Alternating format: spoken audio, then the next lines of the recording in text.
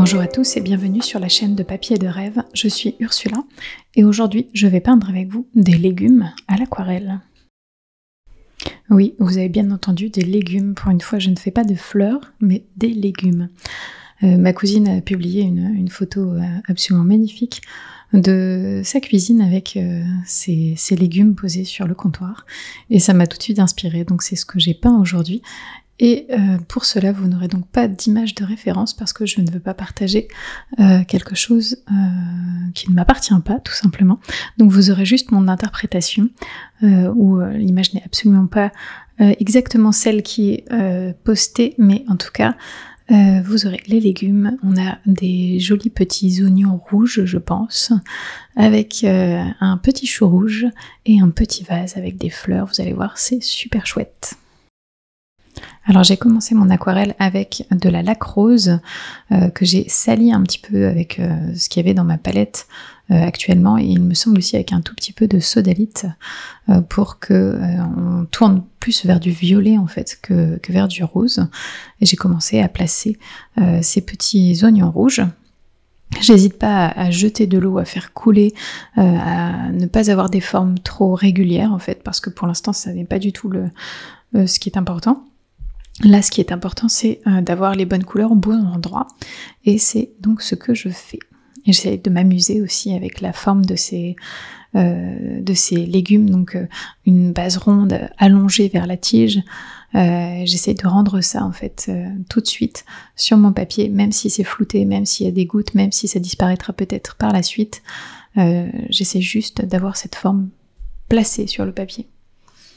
Alors pour le chou rouge, j'ai pris exactement le même mélange, c'est de la laque rose avec de la sodalite, mais cette fois-ci j'ai mis bien sûr plus de sodalite parce que le chou rouge, malgré son nom, est quand même bien plus violet que rouge, et la sodalite, qui est une couleur qui granule énormément, va aider à lui donner de la texture.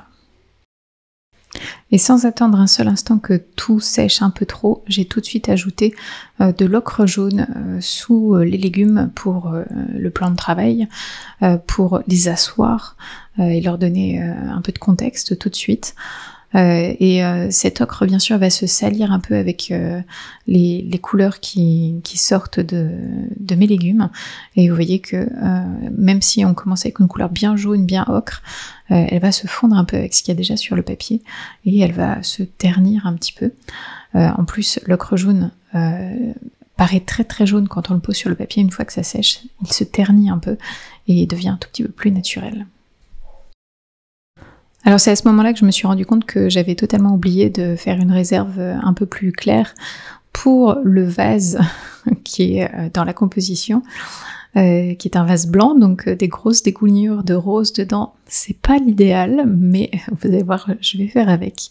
Donc j'hésite pas à bien mouiller cette zone avec mon pinceau et à absorber l'eau tout de suite pour que je puisse récupérer le plus de pigments possible du rose que j'ai placé au début et que j'ai fait couler.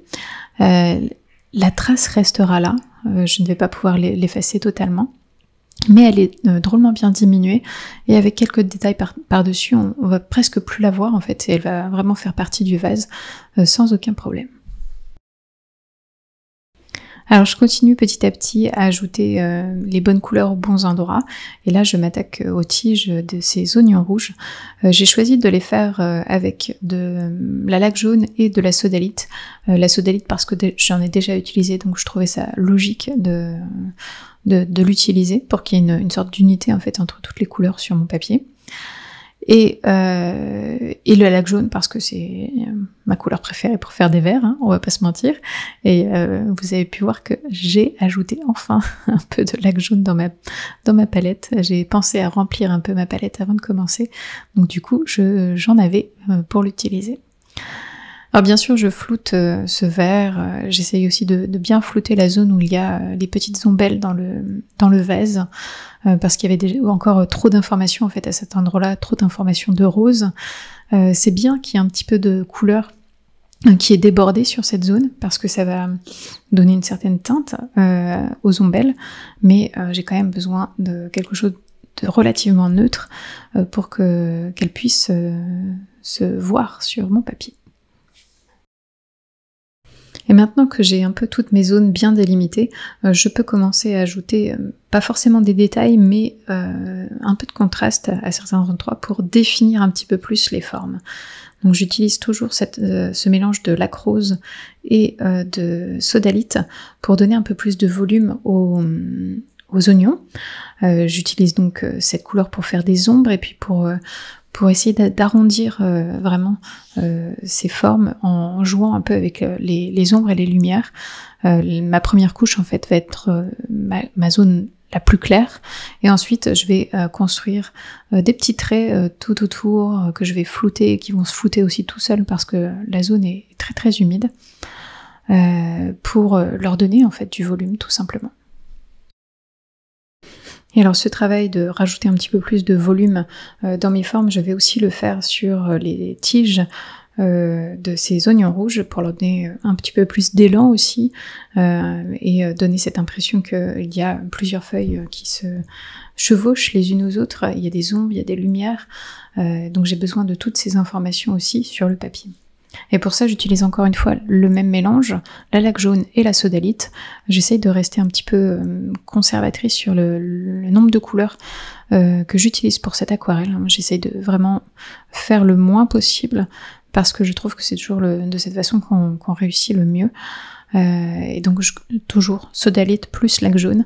Ici, bien sûr, il y a plus de sodalite pour avoir une teinte un peu plus sombre. Et donc je fais aussi la même chose bien sûr sur le chou rouge. J'essaie de lui donner un petit peu plus de volume et de lui donner un peu cette texture froissée qu'on a à sa surface. Et là j'ai rajouté une petite couleur à mon mélange pour avoir quelque chose de plus sombre, beaucoup plus sombre.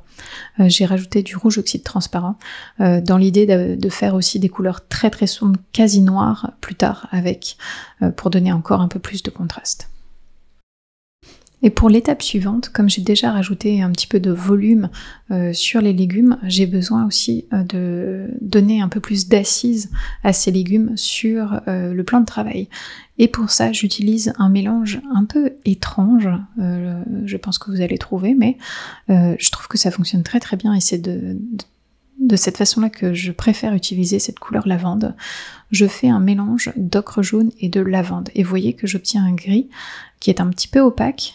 C'est pas un gris très foncé, c'est un gris plutôt moyen. Et ça va me permettre d'asseoir un petit peu plus ces légumes, de placer mes zones d'ombre. Et vous allez voir que au fur et à mesure de l'aquarelle aussi, je vais ajouter un petit peu plus de lavande qui va vraiment ajouter des ombres un peu plus froides, un peu dans le même ton des légumes, comme si la couleur des légumes se reflétait un petit peu sur le plan de travail.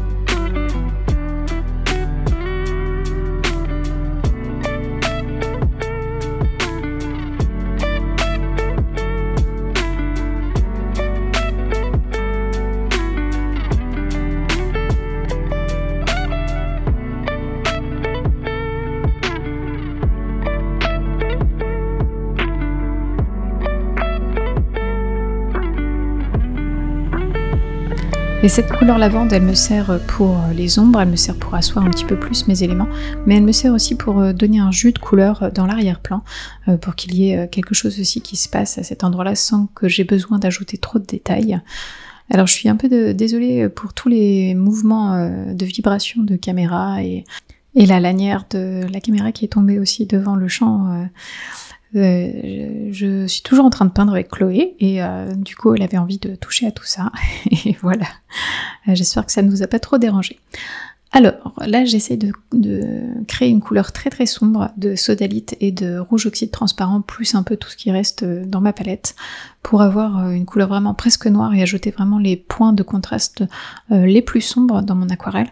Je m'en sers pour l'intérieur du vase, je m'en sers pour les espaces entre les oignons et de cette manière là aussi ça va me permettre de mettre un peu plus en avant ces oignons par contraste. Je place une couleur très foncée à côté de couleurs qui sont un peu plus claires, et du coup, les couleurs claires paraissent plus claires et plus brillantes. Et avec ces zones d'ombre, j'essaye d'avoir quelques traits bien nets à certains endroits pour m'aider à définir par exemple une forme de l'oignon, et à d'autres endroits je vais vraiment flouter, par exemple vers la tige, je vais le flouter pour que ça se fonde en fait avec la tige et que tout s'enchaîne un peu de manière plus naturelle. Je fais un peu la même chose avec les tiges justement, avec les feuilles de ces oignons, avec le même mélange de sodalite et de lac jaune. Et vous voyez que là j'ai pas beaucoup d'eau sur mon pinceau et j'ai beaucoup de pigments, ce qui fait que j'obtiens une couleur verte beaucoup plus intense. Je suis revenue à cette couleur sombre de sodalite et de rouge oxyde transparent avec une petite pointe de lac rose pour avoir quand même une petite note violette dedans, pour toujours ajouter un peu plus de texture et de contraste au chaud rouge, parce que pour l'instant je le trouve toujours encore un peu clair et j'ai envie qu'il soit un peu plus sombre et qu'il soit un petit peu plus imposant en fait, quelque part, pour que sa forme plus grande contraste avec les oignons, par la forme, par la couleur, par la teinte, et que ce soit du coup intéressant à regarder. Alors pour les petites ombelles qui sont dans le vase, ce sont des fleurs blanches. Alors à chaque fois que je peins des fleurs blanches, je ne peins pas les fleurs blanches, mais ce qu'il y a autour pour les mettre en avant. Et là je donne quelques indications de tons de vert pour leur donner une texture sans en faire trop. J'ai vraiment envie que cette zone soit très floue, très légère, parce qu'on a une zone qui est beaucoup plus lourde sur la gauche avec le chou rouge et avec ces oignons rouges. Et là j'ai vraiment envie qu'on parte vers la légèreté, que ce soit un petit peu plus poétique à cet endroit-là, et que tout soit un tout petit peu plus suggéré en fait. Donc je me sers d'un petit mélange de vert pour leur donner un petit peu plus de volume à ces ombelles, mais je me sers aussi de la couleur lavande pour les définir un petit peu plus dans l'espace et leur donner quelques limites. Comme ça on a un peu plus une meilleure idée en fait de leur forme, et puis quelques petites tiges vraiment très délicatement, et voilà, les ombelles sont faites. Alors à ce stade de mon aquarelle, j'ai vraiment bientôt fini. Là j'ai envie de rajouter un peu plus de couleur dans les ombres de mes objets. Alors je mets un peu de cette couleur lavande bien intense sur le bas de mes objets. C'est quelque chose d'assez personnel, ce genre de choix de couleur, parce que je me rends bien compte que c'est une couleur qui va attirer un peu le regard, qui est un petit peu différente de ce qu'on peut peut-être avoir sur ce genre d'ombre. Mais moi, ça me plaît parce que ça ajoute une teinte de violet un peu différente de ce qu'il y a sur les oignons et sur le chou rouge. Et ça apporte un petit côté frais et peut-être aussi un petit côté d'été en fait, une touche estivale à l'aquarelle. Et vous voyez, j'ai changé de pinceau parce que je veux faire aussi les petites racines de ces oignons rouges. Alors il y a peut-être plein de façons de faire ces racines. Moi j'ai choisi de les faire avec un pinceau tout fin et puis de pas trop réfléchir à ce que je faisais, de faire juste quelques traits comme ça, avec de l'ocre jaune. Et je vais aussi ajouter des couleurs un tout petit peu plus contrastantes, vous allez voir, avec un peu de rouge oxyde transparent pour qu'on ait un petit peu de relief quand même à cet endroit-là, que ce ne soit pas juste une couleur ocre plate. Mais vous pouvez aussi totalement imaginer, par exemple, mettre quelques traits de gouache blanche à cet endroit-là, ou de gouache légèrement teintée, mais claire en tout cas, pour ajouter un petit quelque chose. Et alors là aussi, préférence personnelle, vous pouvez les laisser bien nettes comme elles sont là en ce moment, ou vous pouvez aussi juste passer un petit pinceau très légèrement avec juste un peu d'eau dessus, assez essoré tout de même, pour pas que la couleur s'en aille partout, mais voilà ce que je vais faire là. Je passe très très légèrement pour flouter certains endroits et pour ajouter un petit peu de fluidité en fait à cet endroit-là, pour que tout navigue un petit peu plus, l'œil navigue un petit peu plus librement dans cette image, et qu'il n'y ait pas forcément de traits très très nets juste à cet endroit-là. En fait, on a beaucoup de traits nets et flous dans toute mon image, et j'en veux aussi à cet endroit-là. Alors là, ce sont vraiment les derniers coups de pinceau. Vous pouvez voir que les couleurs sombres que j'ai posées ont séché un petit peu plus clair, et j'ai envie qu'il y ait des zones vraiment bien noires. Donc je repasse avec ma couleur de sodalite et de rouge oxyde transparent. J'essaye vraiment de faire attention à ne pas avoir trop d'eau sur mon pinceau et d'avoir beaucoup de pigments pour avoir cette couleur bien sombre qui va me permettre d'ajouter ce contraste dont j'avais besoin. Avec ces derniers coups de pinceau, vraiment cette aquarelle est terminée, ainsi que cette vidéo. Merci de l'avoir regardée jusqu'au bout et j'espère qu'elle vous a plu. N'hésitez pas à aller jeter un coup d'œil sur le blog pour plus d'informations sur cette image. Et bien sûr, dites-moi ce que vous en pensez dans les commentaires. À bientôt.